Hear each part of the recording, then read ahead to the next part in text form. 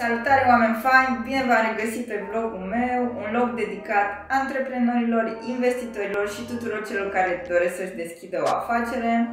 Numele meu este Cristiana Deca, sunt antreprenor și angel investor și astăzi vreau să vorbesc despre cea mai mare scuză pe care o aud legată de deschiderea unei afaceri în România, și anume că este foarte costisitor. Pentru că asta este probabil principala scuză pe care o folosește toată lumea când vorbim de deschiderea unei afaceri. Există foarte mulți oameni pasionați de lucruri și care le țin acolo lângă ei doar ca un hobby și nu fac nimic cu ele. Și de fiecare dată când mă întâlnesc cu un astfel de om, zic, da, de ce nu faci chestiunea asta ca o afacere, să faci și bani din ea? Nu, că costă super mulți bani sau costă mult și n-am atâția bani să deschid o afacere. Deci, astăzi o să vedem cât costă de fapt să deschizi o afacere în România și o să începem cu resursele de care ai nevoie, da? Sunt trei tipuri de resurse, da? Resursele juridice, adică compania sau entitatea legală sub care o să desfășuri activitatea. A doua resursă este produsul sau serviciu și a treia resursă sunt banii pentru ce urmează după.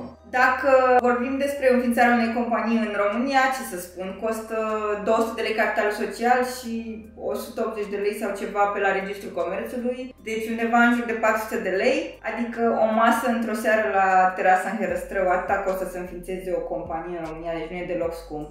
Deci pasul ăsta nu-l puteți folosi ca scuză ca să vă deschideți o afacere. Dacă vorbim de produs sau servicii, sunt două lucruri diferite. Dacă vorbim de produs și nu aveți cash, atunci cel mai bine este să încercați să folosiți un sistem de tip dropshipping, adică să găsiți un produs pe care să îl promovați pe site-ul vostru direct de la vânzător, astfel încât să nu aveți stoc, să nu aveți niciun fel de cheltuială cu produsul. Ceea ce este posibil la momentul actual și foarte multă lume în România o face. Dacă vorbim de servicii, alta e situația, pentru că în cazul serviciilor trebuie să oferiți know-how. Și cum faci acest know-how dacă nu-l ai? Păi, o să vă spun cel mai mare secret din lumea asta. În primul și în primul rând să te uiți pe Google și pe YouTube, da. Dai un search acolo despre cum devii consultant în fonduri europene, de exemplu, da?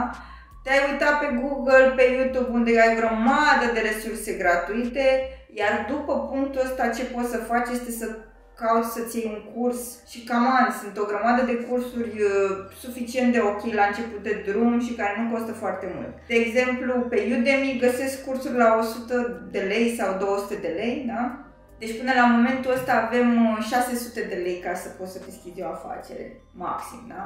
Iar resursa a treia este bani care îți folosesc mai departe pentru a te promova. Dar, fraților, suntem într-o lume în care ai o grămadă de canale gratuite să te promovezi, da? Deci ai Instagram, poți să faci un cont de Insta gratuit, poți să-ți faci un cont de YouTube gratuit la început, poți să-ți faci un cont de Facebook gratuit, da? Și inclusiv site-ul poți să-l faci gratuit, pentru că sunt o grămadă de teme WordPress și site-uri care oferă hosting gratuit într-un anumit număr de mega, nu trebuie să te depășească nu știu cât. Deci da, poți să te promovezi gratuit dacă ai un pic de încăpățânare să o faci, da? Și nu ai niciun fel de cash. Până și există inclusiv zona de aplicații care te ajută să trimiți newsletter către clienți gratuit, cum este MailChimp-ul.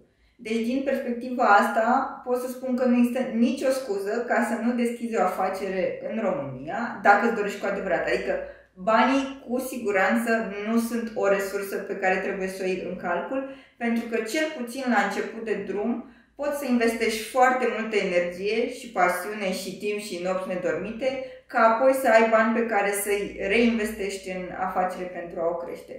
Cam atât pentru astăzi. Dacă v-a plăcut vlogul meu, vă rog să dați un like și un subscribe și ne vedem pe data viitoare. La revedere!